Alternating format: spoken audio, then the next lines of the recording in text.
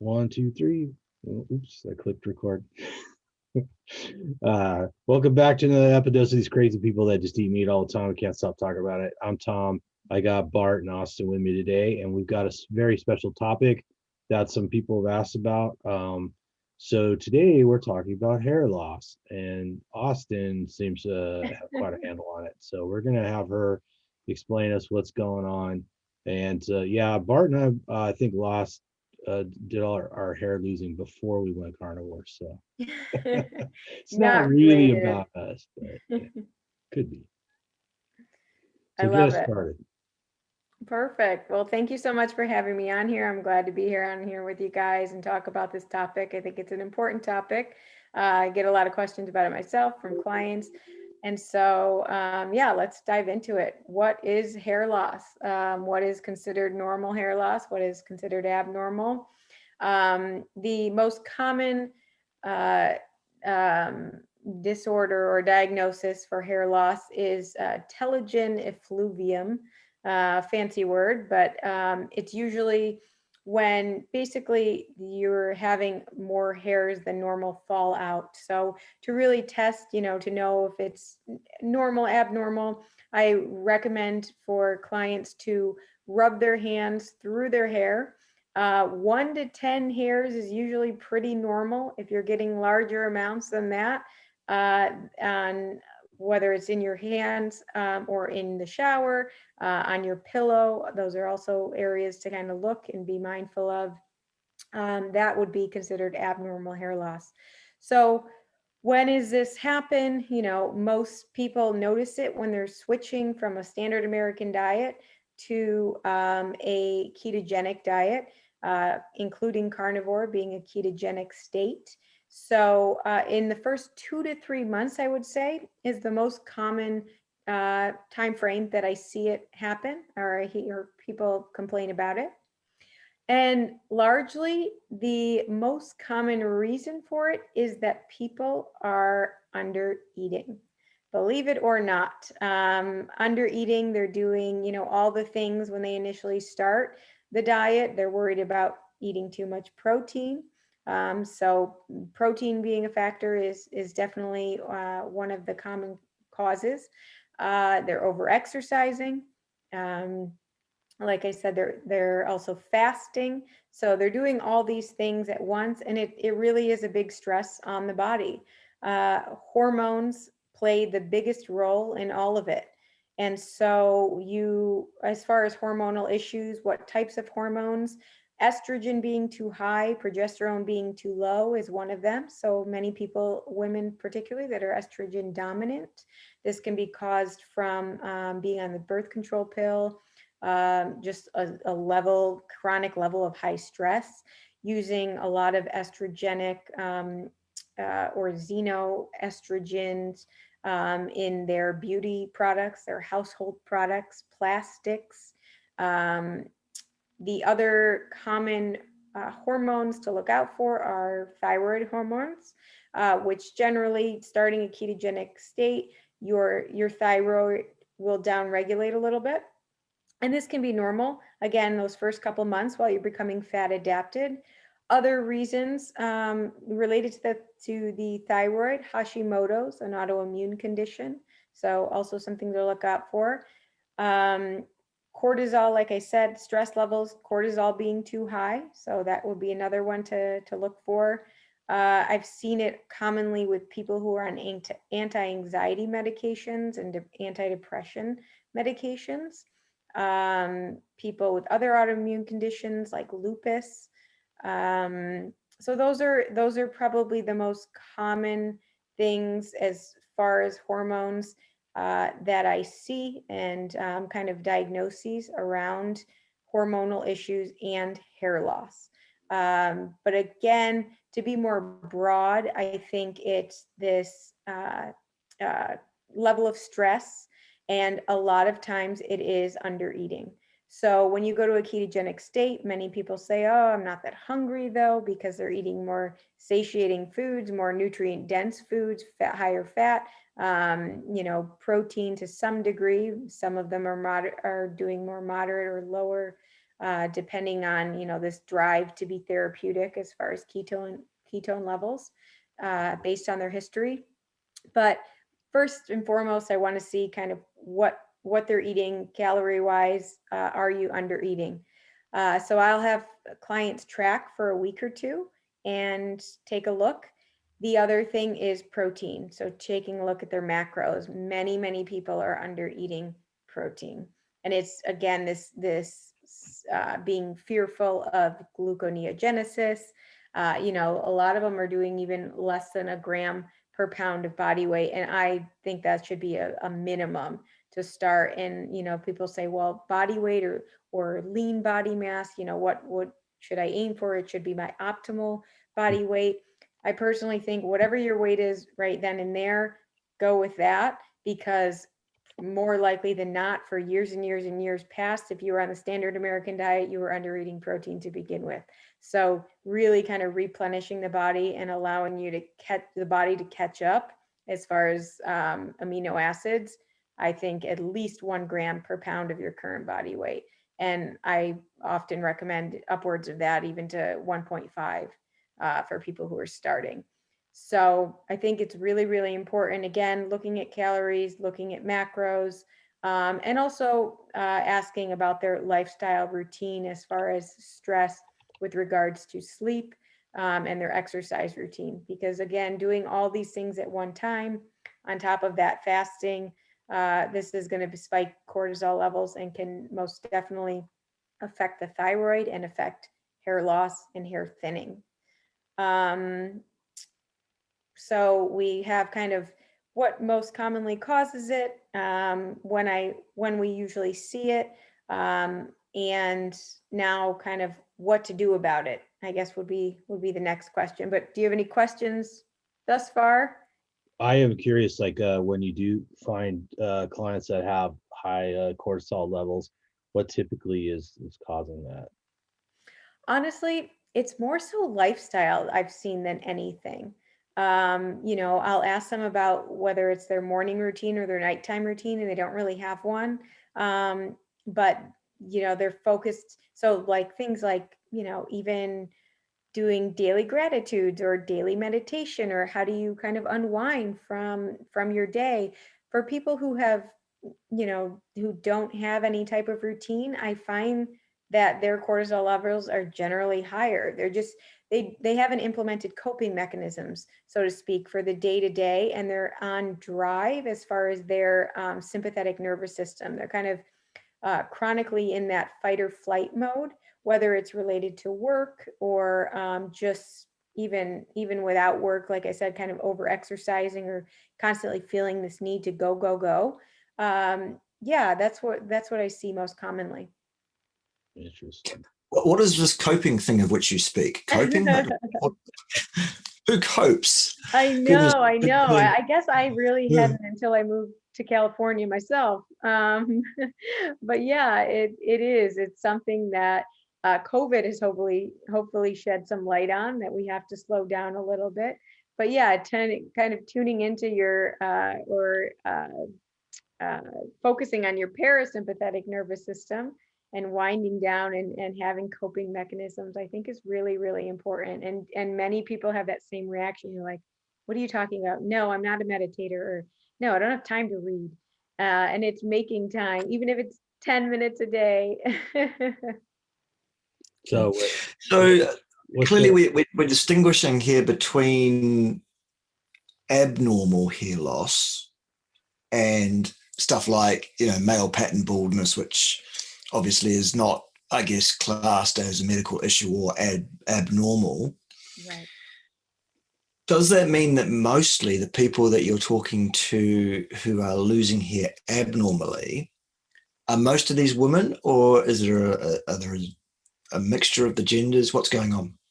Yeah, I would say that it is definitely a majority are women. I would totally agree with that. And yeah, it's usually, like I said, being a dietary consultant, I'm talking with regard to abnormal hair loss in the setting of ketogenic and carnivore diets.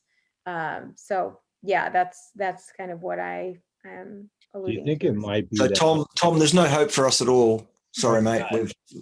But I am Yeah. wondering if maybe less men even would think to ask about it because it just men lose their hair more commonly, right? Yeah, They that's may not true. know it's Like, and related. also kind of, I guess with women, you just having longer hair, it being a little bit more noticeable versus, you know, if your hair was shorter, would you notice it in the shower? No. Would you notice it on your pillow? Probably not.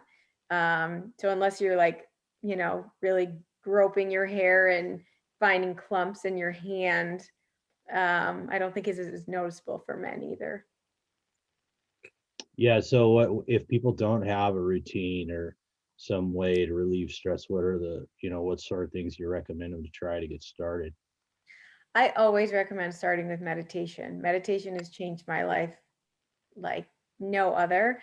So even just getting up, and I like the routine I myself do every day of not checking your phone before you start the day, because I think that also sets up people. So I'll meditate right when I get up, not checking my phone. I think it sets the tone for the day. You know, you don't want to pick up your phone immediately and look at emails, and then you get into the mindset of, all right, what do I got to do today? I'm already in work mode, and you just woke up.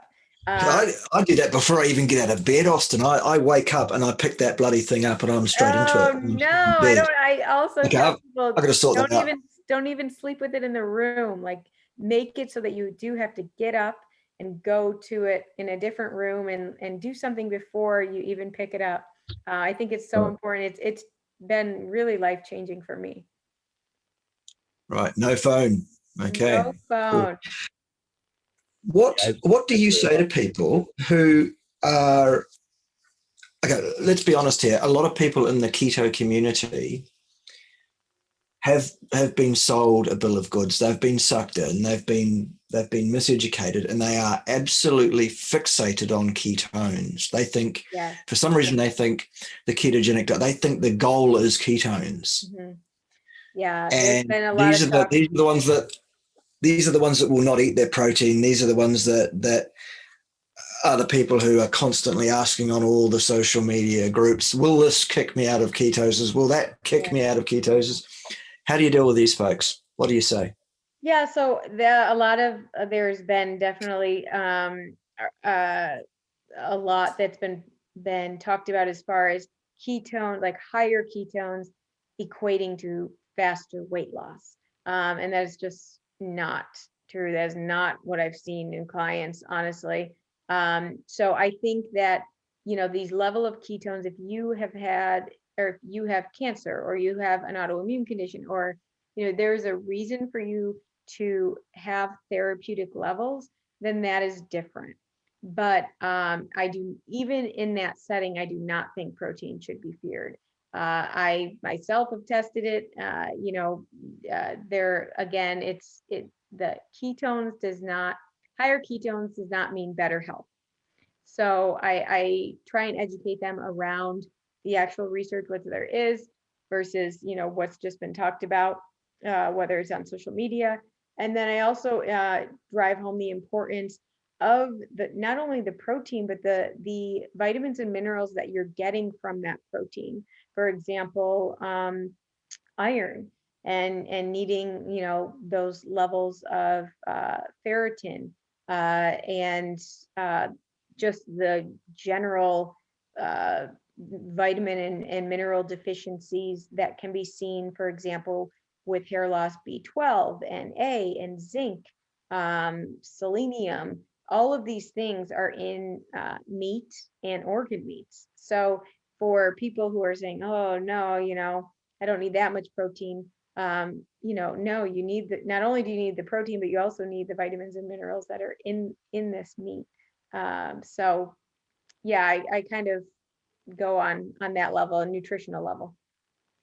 Yeah, I'm with you. I think people are adverse to eating a lot of that meat. Some people consider the red part of the steak meat, and somehow the fat's not meat. So the language gets a little weird for me. But they look at the muscle meat and they go, "Oh wow, that's too much. Shouldn't eat that much." But Even that, it's like a good percentage of that ratio is just water, right? So it's not even Yeah, protein. So you actually have to eat quite a bit of that stuff.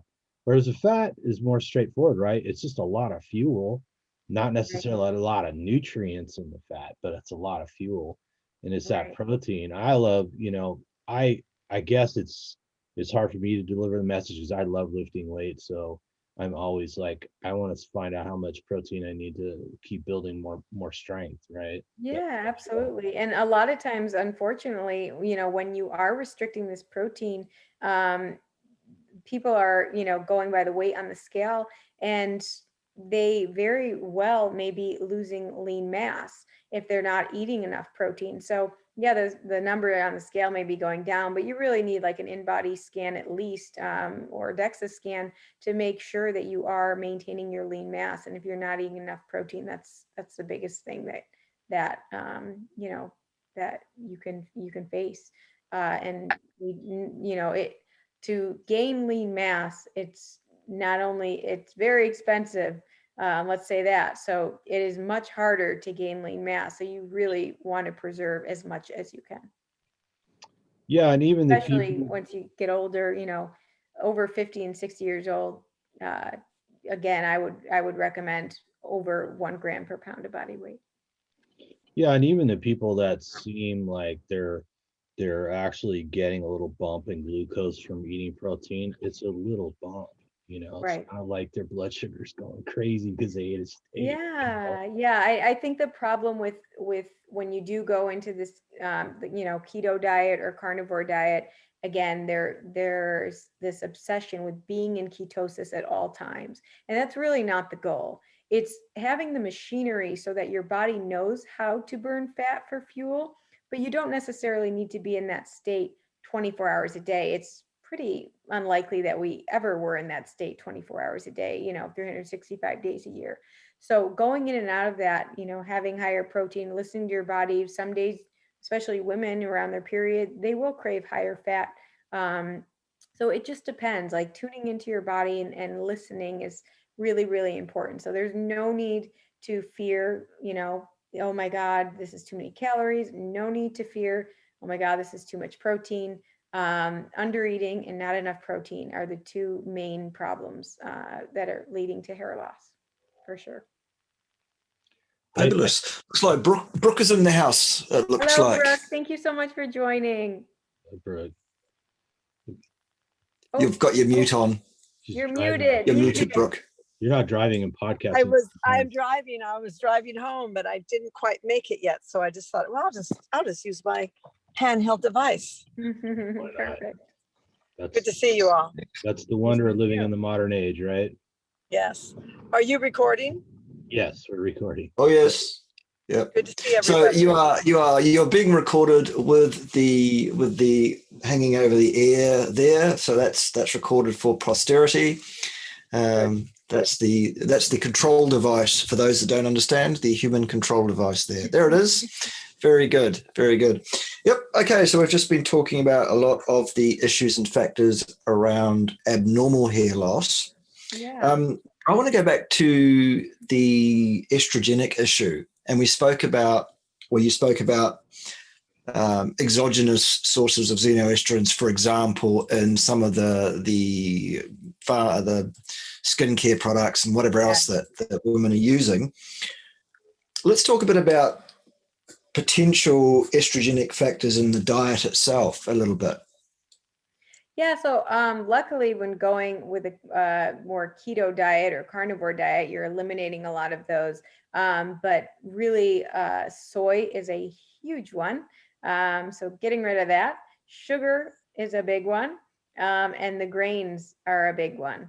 So by going, keto or carnivore, you are eliminating a large majority of those, which is great. But yeah, they, acting as hormone disruptors, as xenoestrogens, really, really important. And again, a lot of people don't even think about the household products as well. Lavender, for example, and Really? is lavender scented, or even speaking of soy candles, burning soy candles in your house, another thing I don't do anymore. So those are things that, you don't think about every day. Beeswax candles, on the other hand, are great. Well, it's But good that yeah, there's there's people so out there many still little enjoying honey. nuances. What's that? I said, well, it's good that there's some people out there still enjoying honey. Yeah. So you can have beeswax candles. There are also people out there who still enjoy a good feed of meat, Frank. Anyway, that's for another day. But as far as things that are going to be helpful, as opposed to harmful, like the xenoestrogens in foods, helpful things, which generally pointing to the vitamin and mineral deficiencies that I briefly spoke about earlier, vitamin D, B12, vitamin A, zinc, biotin, selenium, also electrolytes.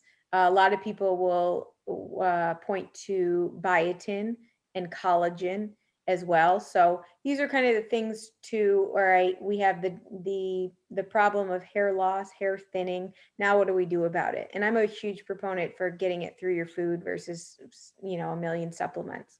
So where do we get these things? Vitamin D, obviously, first and foremost, should be the sun. 20 minutes, 30 minutes a day. There's apps that even tell you, the best UVA, UVB times during the day. So getting out in the sun first and foremost. As far as food sources, cod liver is actually your highest.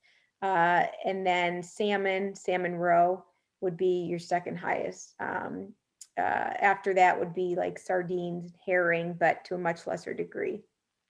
Vitamin A, B12, zinc, these are all in organs, oysters, even just eating your meats, lamb, beef, chicken, all very, very high in zinc, particularly B12 and A, very, very high in your organ meats.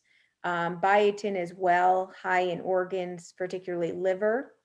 Biotin is also high in eggs and egg yolks. What you do want to do is make sure that you are cooking your egg whites. Avidin is in the egg whites, and this is the anti-biotin. So it will bind the biotin and make it, and basically destroy it, make it less available. So decreased amounts of biotin. Even when you cook the egg whites, there is 30 to 40% of that avidin is still active in fried and boiled eggs. So if you're really eating a lot of eggs, something to consider, maybe just trying the yolks for a while. And then biotin is also available in salmon, but lots of supplements on the shelf for biotin. Same with collagen. And honestly, I recommend, just going for those more collagenous cuts, the bones, the tendons, the feet, your oxtail, chuck roasts, things like that are a little bit tougher and need to be slow cooked. Also important for collagen is vitamin C. So vitamin C is a precursor to collagen. And many people, you'll hear many times on the carnivore diet, well, we don't need vitamin C. We're not having the carbs. So as far as our actual need for it, it's much less. That being said, yes, you most likely won't get scurvy on a carnivore diet, but that doesn't mean that your body doesn't need some vitamin C. So even though— There you go, Tom. There is hope, Tom. We just need to eat more vitamin C, because I'm one of those that's been running around saying you really don't need to add extra vitamin C and all of that. So, okay, good. Yeah, no, I do think it's important. So yes, you're avoiding, or you don't need vitamins, like you're not going to get scurvy, but there's many other processes in your body that require vitamin C, and production of collagen is definitely one of them. So I think it's very important to know, I would not recommend any type of vitamin C supplement off of the shelf. And the reason for that is because all of them are corn derived. So and very, very processed. So For vitamin C supplementation, I would recommend Camu Camu powder or acerola cherry powder, organic. There are companies, I'm blanking on the name. One of them starts with a T, but they are on Amazon where they actually do third-party testing for lead and things like that. So looking into that, but Camu Camu and acerola cherry are actually very natural sources. Like I think it's a teaspoon or 2 teaspoons is like 800% of the vitamin C like recommended daily intake. So even if you did 1/8 of a teaspoon, and it doesn't have to be every day, but every couple days, you'll be good to go on vitamin C for sure. So you're saying we should avoid lead? Yes. Also sounds clearly like you're saying go vegan for your hair is what you've been saying all along there. Oh, absolutely not. No, protein. Good. And good. I'm talking animal protein. Yeah. Hey, look, I'm quite interested in this 1 gram per pound minimum rule of thumb. And I get that you're saying that's minimum. Yeah.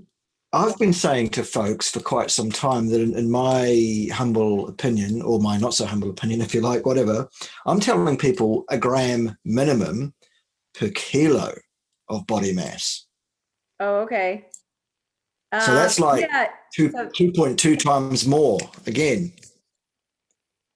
1 gram. What do you think of that? 1 gram per kilo. Isn't it 2 pounds per kilo? Say that again. 2.2 pounds. 2.2 pounds is a kilo. 2.2. So that's less than.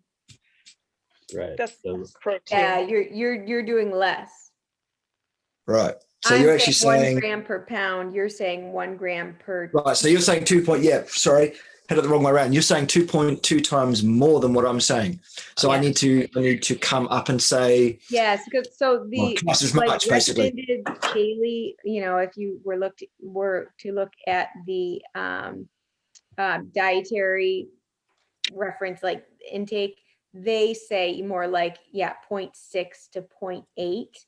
I'm saying I would go more than that. I would do 1 gram per pound. Okay, because I've been saying 1 gram minimum if you're not active, if you're not trying to build muscle mass, absolute baseline. Yeah. And you're saying twice that, so that's interesting. Okay. I think in a ketogenic state, I think it's really, really important to maintain lean mass. And again, a lot of it, it's just, you're not eating a lot of people aren't eating as much. They're doing like 2 meals a day. And so I think, and again, their exercise, they're very in tune with their health and having adopted a certain way of eating to begin with. So I think it's just for lean mass purposes, I think it's really important. I would not be shy with protein whatsoever. yeah, as popular as fat. I mean, of course, that I would also add the that entire back as well. Go on. I was going to add that there's so many other ways to get protein. You don't have to get it from muscle meat all the time. You could get it from eggs, dairy, milk, cheese, absolutely, gelatin. There's so many other absolutely. Yeah. So it's a good reminder. You can get your protein from a plant-based diet. All the protein you need from plants, plants will do it. I would not recommend the high amounts. Again, if we're talking about hair loss, so we're with the estrogen dominance and the amounts of soy, that would be opposite of what I would want. Mm. Yeah, I think a lot of times the recommendations people make, this is a great example, is it's taken out of context all the time. So it's like somebody's recommending a certain protein level and they could just be looking at weightlifters, right? Right. And it's or someone else, it might be general population. It's like, well, we know people stop getting sick when they ate at least this much, which still doesn't mean it's optimal, right? Right. So. Yeah, no, this is really, the 1 gram even per pound, it's just a general starting point. But yeah, it totally depends on what is your activity level. Have you been under eating for years and years and years? Have you been a vegan for several years prior to your diet? Now, what is your history? Everything is very bio-individual. So this is a very broad recommendation, but I think it's a good place to start. And isn't that 1 gram 1 pound per gram per pound, your ideal weight. So you're looking, so you're measuring what your ideal weight, not if you're trying to lose 100 pounds. Yeah, so ideal weight, but honestly, I personally say for clients, just where your weight is now, just to not complicate things, because there will be, in-body scan versus a true DEXA scan, it can change based on hydration status. So, what your lean mass is, even that, let's just go high. I would err on the side of higher than lower. If you're just eating meat, it's going to be very hard to put on a lot of body fat just eating protein. Yes. Very difficult. Oh yeah. So I don't think we have to get too deep in the weeds on that for most people, right? Right. And I'll tell you, before I was carnivore and I was working out all the time, I was always hungry. Like I could be throwing down whey isolate and even egg protein and all this stuff and eating tons of rice and salads and lean meat and stuff like that. And there was no getting ahead of the appetite. And then when I was working out, I didn't feel good. They're like, oh yeah, you need all this whey isolate preload for your workout, and then it's sloshing around in your stomach, making you queasy. You just can't work out well. And then now it's like I almost can't. I was eating too many calories back then and always hungry. Now I have a hard time getting enough calories in because on a workout day, I'm going to burn at least 4,000 calories. And try and eat 4,000 calories in one meal. I can't do it. I can't even come close. I can't even really do it in 2 meals. Well, Tom, I'm 150 pounds. There's no way I'm going to do that in a purple fit. Yeah. Even eat that much food or expend that much. I don't know. How would I even start to spend that much energy? I don't know. Crazy. Right. So, Thomas, are you doing OMAD now? Pretty much. No, I'm saying like I can't. There's no. I could try, and it's difficult. Like next to impossible. Yeah, it's not necessary. Try and keep that feeding window down. I'd like to, because I mean, we all, especially people like me. Well, I want to put muscle on, but I want to get leaner too. So like, the temptation is always like get that feeding window down, maybe get to OMAD, but I don't know how I'm going to do it because on a big day I can burn 5,000 calories easy, and there's no way I can squeeze that in 2 meals. I just can't. I don't have the capacity. When I see Sean eat 5-6 steaks in a row, I don't know how he does it. Yeah, 6 steaks and a tri-tip. That's another point, just as far as timing and eating with hair loss as well, is if you are doing OMAD or you're stretching it, you're counting down the hours and you're saying, oh no, I'm not going to allow myself to eat. Again, that's also going to increase cortisol levels and down regulate the thyroid. So especially people with like Hashimoto's, even in a ketogenic state, they're telling me, oh, but I'm just not hungry. I do recommend that they eat more frequently, just having regularity and letting their body know that they are, it's safe to help manage those levels of cortisol and levels of stress to begin with, because that alone can help with minimizing hair loss, just to minimize the cortisol. Absolutely. I think if you're worried about hair loss, you want to stop fasting. Yeah. And stop intermittent fasting, have a breakfast. Doesn't have to be a huge breakfast, but have a breakfast. Yeah. Just for what you said. I think cortisol is really, it is the name of the game with pressing on your thyroid. Yeah. And even eating, many people, they'll still do their coffee, which is absolutely fine, but eating before your coffee. You can kind of put the coffee off till after your first meal. I think that's very helpful as well for the adrenals. That's probably a hot tip for a lot of people. Mm-hmm. Yeah, like if you like liver pate, that's a good time to have it in your refrigerator, a little jar of liver pate, have a few scoops of that.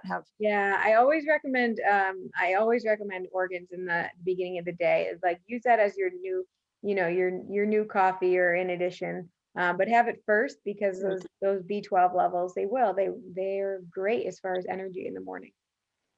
While we're on this subject, let me ask, should we have normalized male pattern balding, or should it be normal? Or do you think that there's something stress or dietary related that makes it way more prevalent than it should be? I think it I might think be normal for men. It shouldn't be normal for women. No, it shouldn't be normal for women. But I think it's really important to ask the genetics if it plays a role. Like, tell me about your brothers or your father in their pattern for as far as hair, because that is a huge factor. And then also obviously diving into diet and lifestyle in combination. But genetics definitely plays a role, unfortunately. I always wondered if we went back like 3 generations, once we got to that 4th generation, everybody had a full head of hair. Yeah, Nobody was right. bald, right? Everybody was What Not happened? in my family, everybody was Tom. bald. No, bald as cue balls. Both sides of the family, as far back as you can see, just about. Yeah. Dear, oh dear. Justin, welcome to the party. Yeah, hi, Justin. Everybody, hi Austin. Sorry for being a bit tardy. Oh, you are fine. No need to apologize. That's good. I'm scared to ask a question because I don't know what you guys have already covered. So Do not be scared. Yeah, throw it out. Repetition is a good thing. Yes. So I mean, and this is like a common thing right now. I keep seeing in the so-called community or whatever, a lot of people saying hair loss or something of that related to thyroid. And then, they start eating carbs and supposedly it resolves. I don't know if that's already been asked or that's already been covered, but. No, actually, so we did talk about just that a lot of times it is related to the thyroid. Do I think carbs are absolutely necessary? No. Again, I think the biggest things are under eating and not getting enough protein.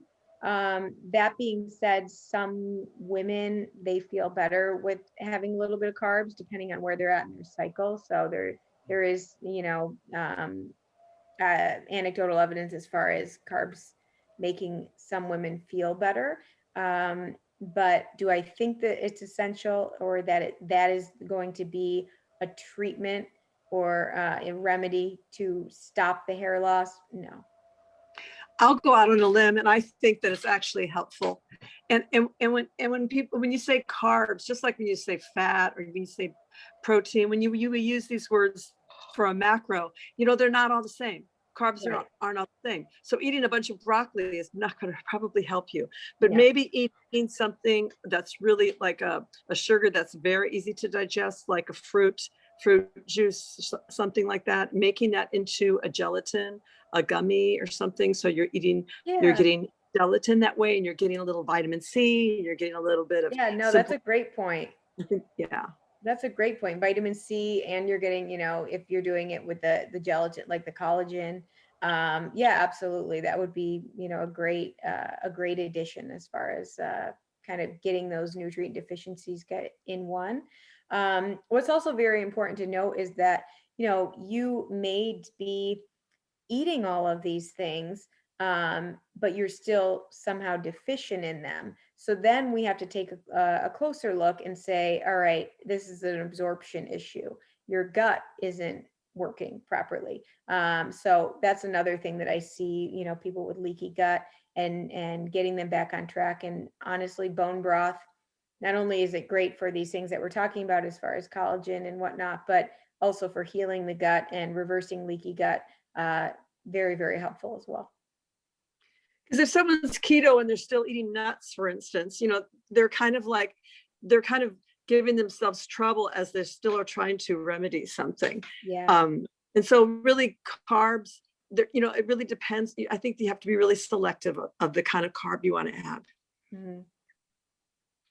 Make it really simple, easy on the gut, and simple to digest. Yeah. I Yeah. know. With a combination of collagen, gelatin, I think it's very helpful for the gut for sure. I'm always Yeah. kind of skeptical on somebody who throws in something random and it fixes a problem, because the question is, if you had a headache and you took an aspirin and your headache went away, did your headache go away because you were aspirin deficient, right? Right. So you could possibly take, something that alleviates some sort of symptom, but it doesn't really have much to do with the cause, as it were, right? Yeah. Yeah, but I think in this instance, we're kind of talking about this cycle of cortisol.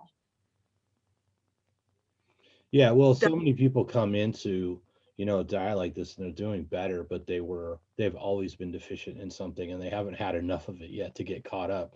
Or they have a condition that's in the process of healing that just a lot of things just don't heal overnight. They could take years sometimes to reverse a long-term condition and undo all the damage from it, right? Yeah. You're right. And there's so many different reasons for hair loss. And I've experienced several of them. You get a hair loss with pregnancy. Sometimes after having a baby, your hair, all of a sudden there's like a dump, because your hair actually hasn't been coming out during that pregnancy. And then after that, the birth of the baby, all of a sudden, a lot of women will say, oh, my hair, I'm losing my hair. There's that. And then there's the hair loss when you drop a lot of weight. And there's a hair loss when I was on keto, not eating enough protein. And as soon as I went to carnivore with the plenty of protein, that changed and stopped completely. And then could be a hair loss after a few years on carnivore, for instance, that if maybe your thyroid, and this is when we were talking about the cortisol, if maybe your thyroid is now getting a little deficient and the stress hormones are triggering something. And I think that's what we were addressing when we were talking about that, the carbohydrate. Yeah, I think people. That's really interesting, Brooke, because when you're looking down that line, I think you're onto something there in terms of the whole cycling in and out of active ketogenesis. This whole obsession that ketogenic folks often have with, am I in ketosis? Am I in ketosis right now? Have I stayed in ketosis? Because they immediately think that the second they slip out of ketosis, that's a bad thing. You actually do need to slip out of ketosis at least on a daily basis. And I'll tell you that a good way of doing it, and you don't need any sugar or any carbohydrates at all. Eat a decent meal of animal protein. That's gluconeogenic. The very thing that the keto fraudsters tell you to avoid because it'll kick you out of ketogenesis, do it. Have a decent meal at least once a day of animal protein. That will protect your thyroid. That may well protect your hair. And you still don't need the carbs.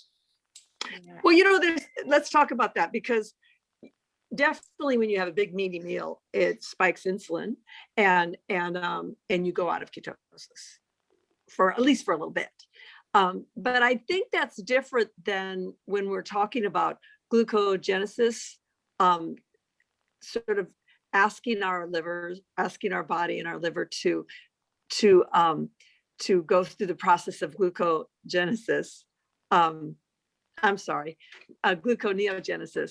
24/7 all the time. I think that's what adds a little bit of stress to the thyroid and liver. And so if there are times, so that the theory is, if your body isn't having to do that to deliver its endogenous sugars to the cells, because the cells are going to get sugars. Either we're going to supply them through gluconeogenesis, or we're going to give them to the body, sugars to the body, exogenous sugars. So the cells are going to get sugars. And so, and the body's doing that all the time. Sorry? I would agree. It's a demand-driven process. So whether it's exogenous or it needs to do it on its own, it's capable of it. Absolutely. It's absolutely capable of it.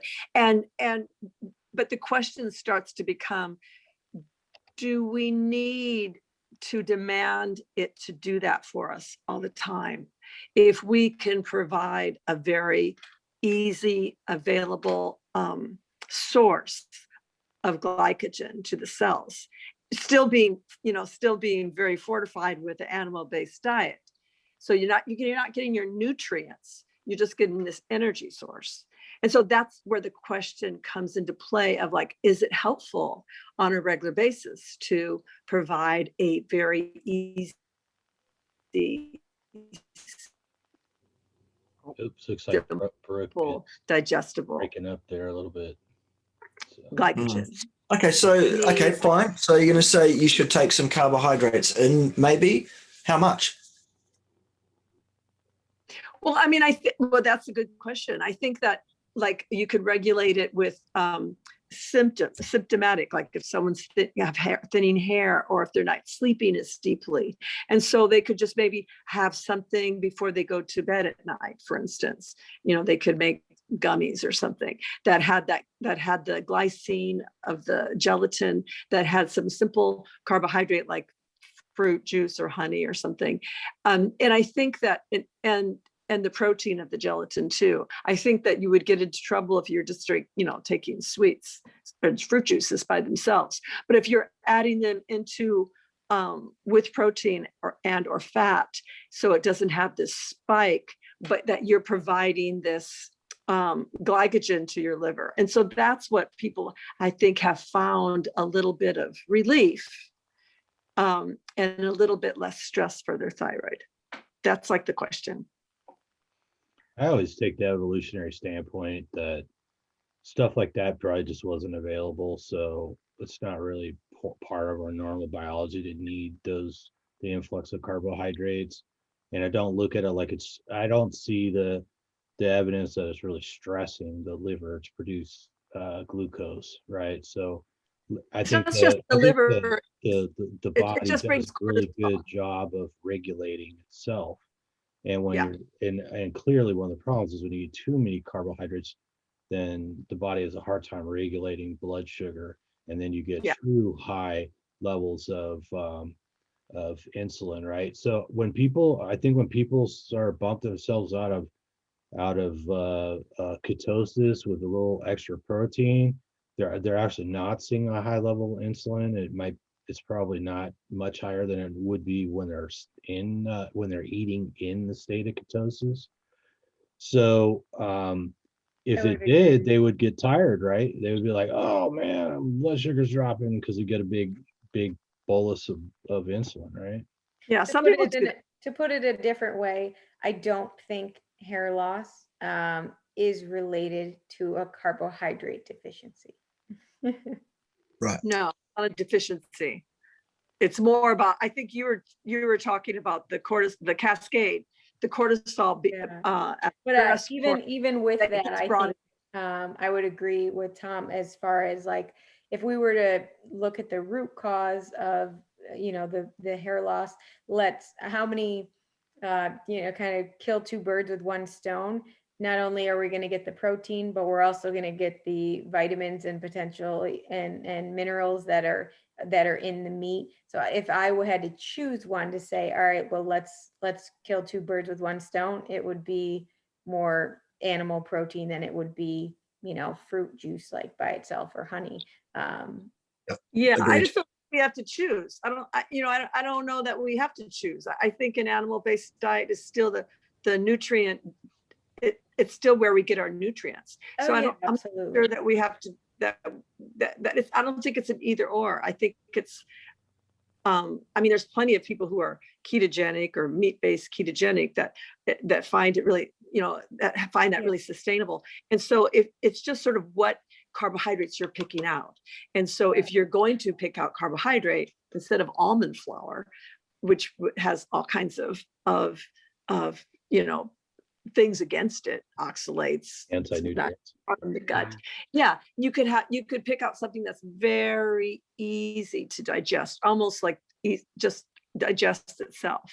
Yeah. So it's very simple. Yeah, I think the main point is basically just that it's, we don't need to fear this gluconeogenesis due to animal protein.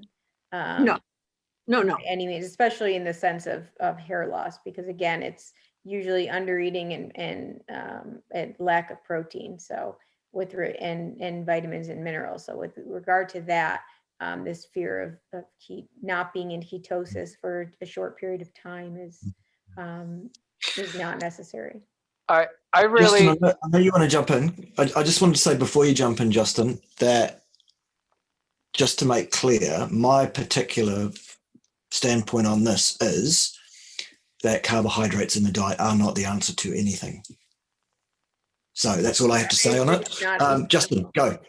Yeah, I like the harm reduction model. It's just, and when I'm coaching people, I feel like, it's always important at what stage the person is in, right? And oftentimes Yes. people do get worse, or they'll experience some kind of negative effect while beginning, or even a year or a year and a half into the carnivore diet. And, I always like to also look at people's sleep and their stress level, and, our memory of what we do throughout a day, what we ate, how much we ate is so bad.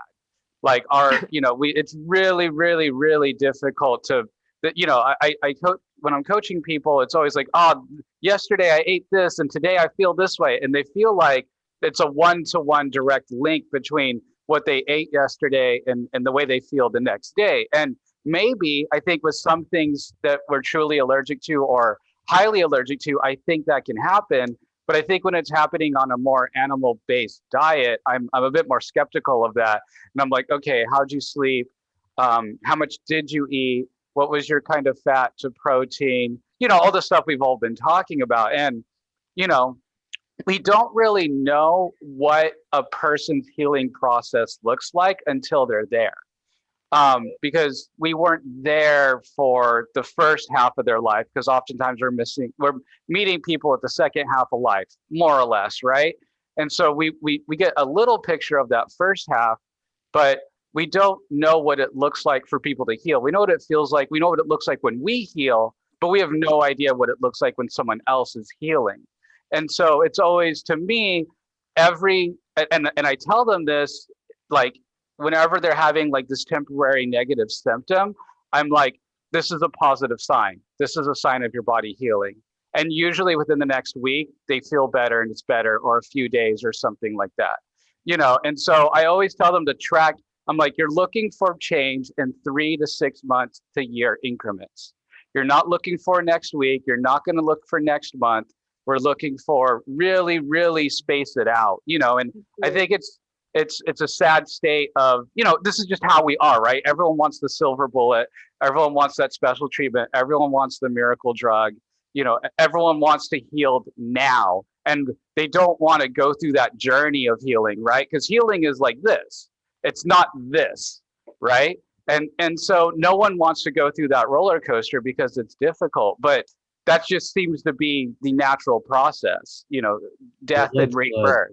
Let's let Austin finish. Awesome. She's got to go. Oh yeah. The only other thing I'll say is with that, which I think, Justin, I completely agree. It is, people they've been eating standard American diet for 30 years and they want to be fixed in 30 days. So I totally get that with clients all the time.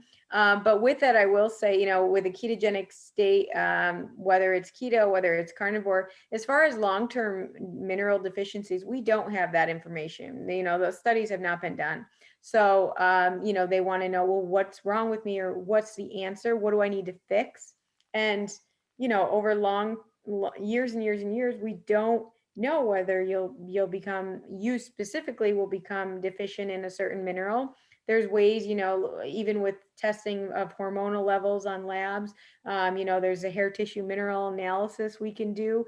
But again, where are they coming from? This is kind of just a snapshot in time. So this isn't going to provide a concrete answer either. It's looking at all root causes, all potential root causes, and strategically implementing, new things to try and make their symptoms feel better. But it is not black and white by any means.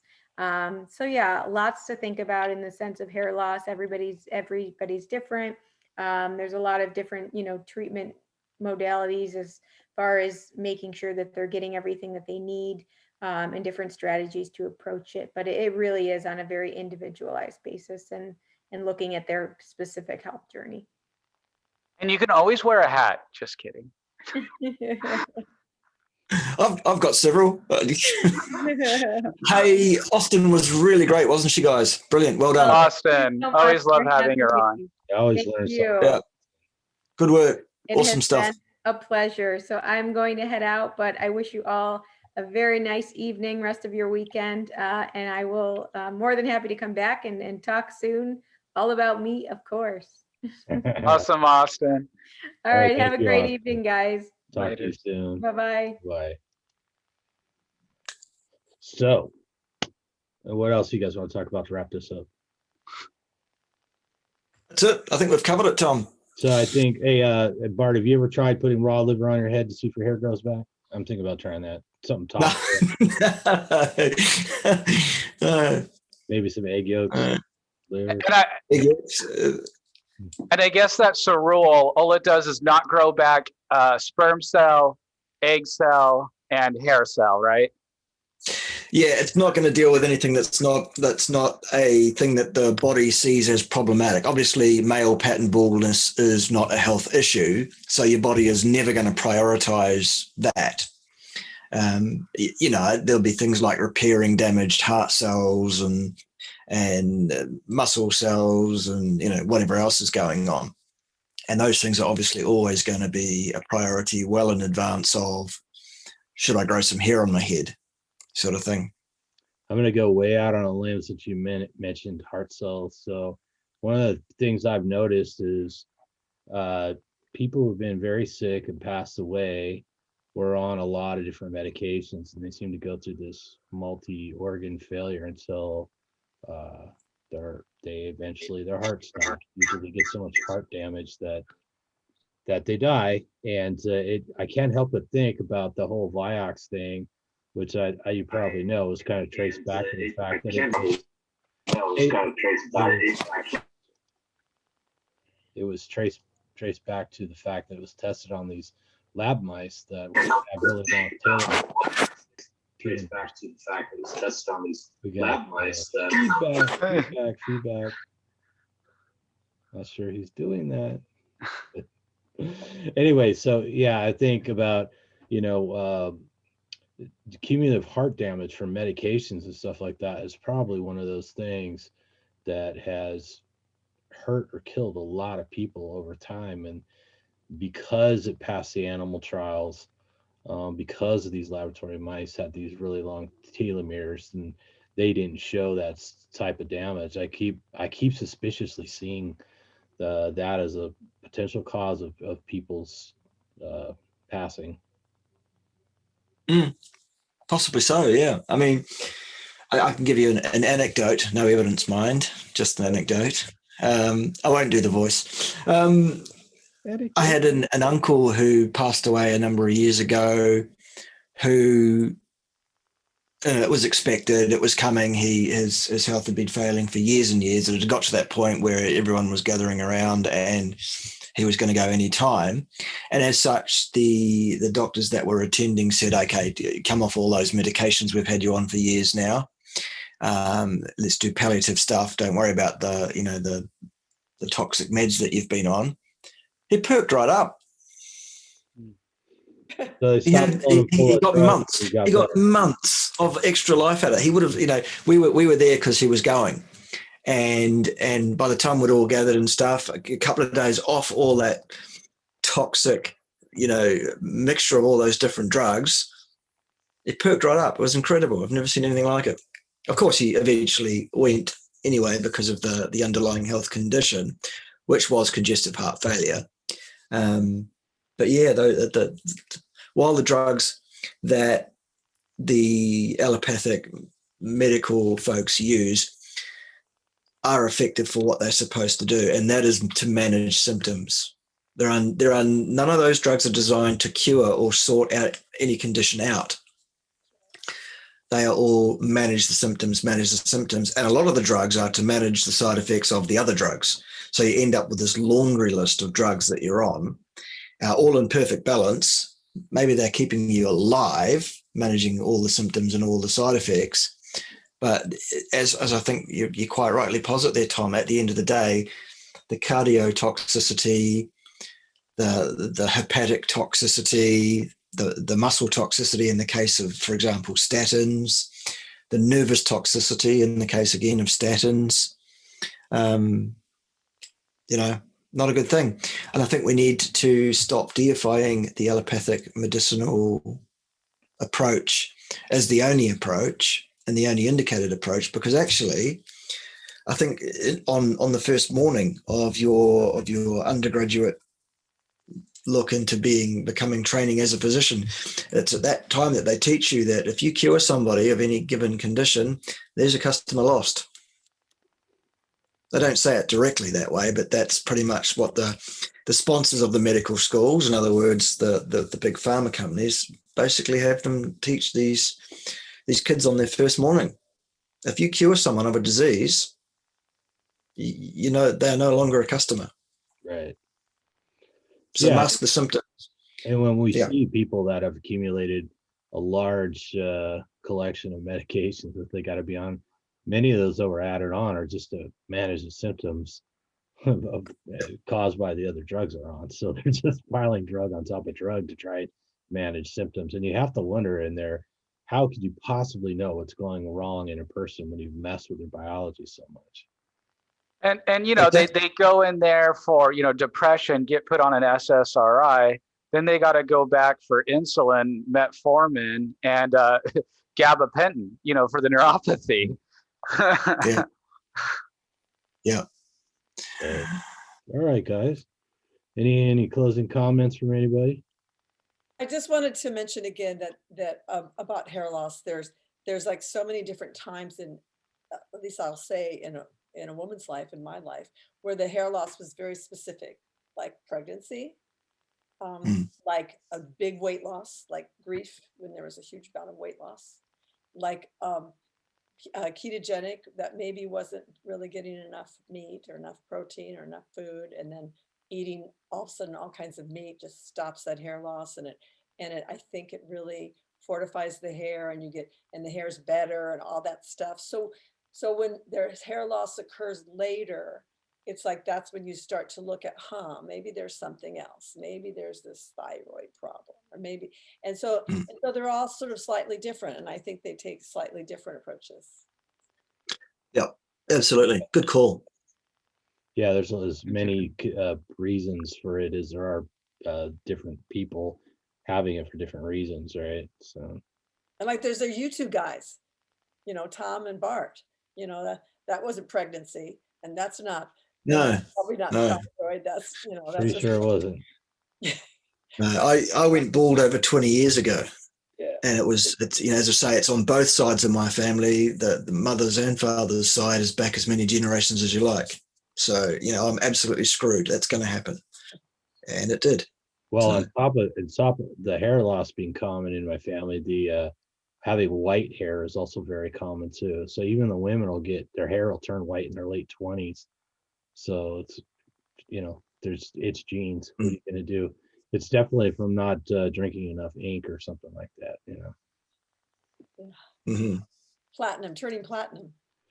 Yeah, my mom had shockingly white hair my whole life. So, and her aunt did as well. And you look in the photos, you see all kinds of, you know, ancestors that I don't even know the names of, you know, and they clearly have white hair, and a lot of the men are missing their hair. So what are you going to do?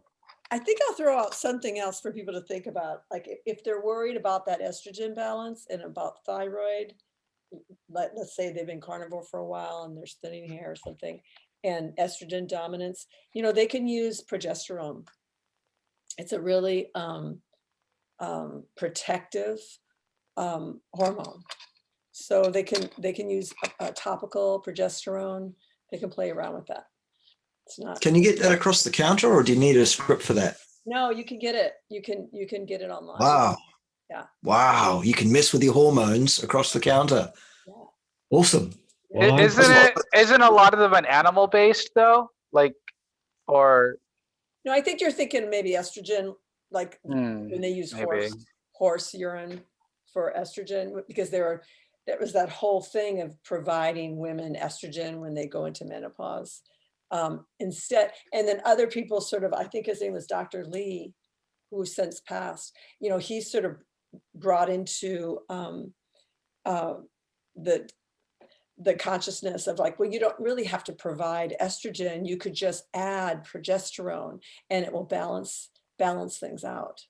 And that progesterone is actually a very protective hormone for the uterus and for all the tissues. And I think like when you consider that the birth control pill is like a high dose of estrogen, and it makes the it makes the uterus not hospitable for the egg implantation, is how that works. And so progesterone sort of like replenishes the uterine lining, for instance. So it's protective. And so it's supposedly protective for a lot of different parts of the body. And men and women can use progesterone. And it helps with sleep and different things. So yeah, you can play around. You're your own master. Perhaps we All write right. that on our heads. Maybe that's the thing we want to try. We have some topical from progesterone to grow our hair. Yeah, that's right. But there was, Danny Roddy wrote this whole book about hair, but he didn't have family genetic balding or hair loss. He just noticed his hair. He was losing his hair, and then he went full in to figure that out. I haven't read the book, but it's a whole big book on it. Maybe Justin has read it. Nope, haven't read it. Well, let's thank everybody for watching, and leave your comments. Go visit Bart on his channel. Bart's got a great channel. Yeah. He loves giving those little vegans a hard time. He loves going through the science, picking through papers. I love that. And of course, Bart's always been real helpful and a good friend to me since I started YouTubing through this carnivore journey. So I like to thank him, helped me get my channel started. And of course, Justin and Brooke are always there to make videos with me, and we talk all the time anyways. So we're all good pals. And so we hope you guys enjoy the camaraderie that we've enjoyed. So until next time, eat some meat, feel better, and whatever you do, don't Don't fall down the Don't go down carb the carb hole. hole.